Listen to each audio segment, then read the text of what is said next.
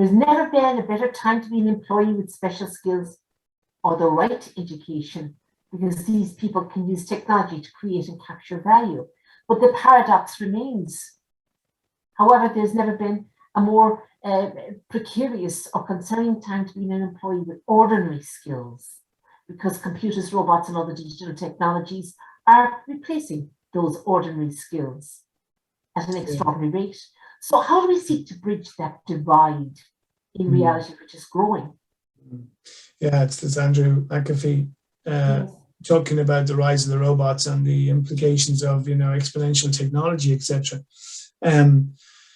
I think it was an interesting point, and it resonates, doesn't it, with all kinds of other things, because we see a great income divide as well between the kind of those with those technical skills, those knowledge workers. And again, now we're looking at another wave of very sought after skills, the scarcity of talent and all of that. Meanwhile, it feels like we've been dumbing down the recognition of lower grade work, and also the barrier to entry into some of those kind of professional technical career paths is concerning. People will talk about, well, automation is going to take the drudgery out of jobs, etc., and that's great, and and I understand that argument. But actually, the danger with that is that, well, you're just making the bar even higher. So if computers are taking care of some of this middle work, then how do I access the top work, if you like, from here, and how is the education system supporting that? And so I do believe, I would be an optimist generally, though, that while jobs will be compromised by technology, other jobs will appear. Our challenge, Teresa, is to make them accessible and to create pathways for people with all kinds of backgrounds and skills, and for ordinary work to be valued more, to really challenge this divide that says, actually, we've got to keep a lid on all that low cost, because when you make it low cost, you're saying it's low value as well, and that's bringing things like mental health and all kinds of other issues into society. That is this all I'm worth? Is this the best job I can get? I think we have to challenge some of that.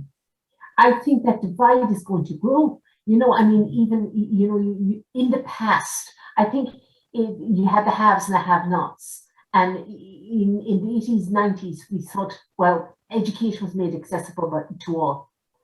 But I think really, as that divide with technology, etc., and with skills versus the unskilled, that divide is going to come back with a greater force.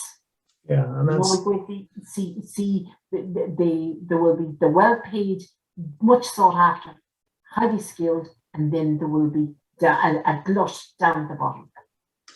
And I think that is probably inevitable for a particular stream of work, which is, if you want to call it, that sort of professional technical path, whereby, it just feels that, and we need those folks to progress. We need to pay them well. We need to make sure that they are rewarded for their great work, etc.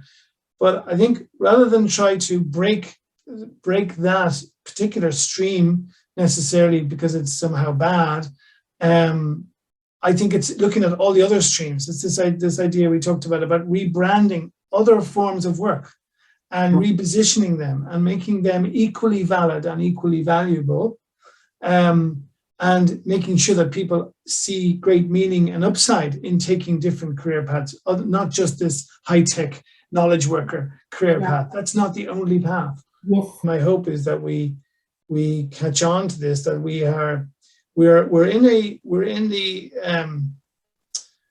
sort of transition and this between 20th century models of work and 20th century norms in terms of education, corporate life, etc., and our 21st century life, right? Or in 21st century existence. I think we're somewhere in the middle in the transition there, and we're dealing with the sort of growing pains of what the 21st century is presenting to us in terms of democratized technology, access, globalization, connectivity around the world.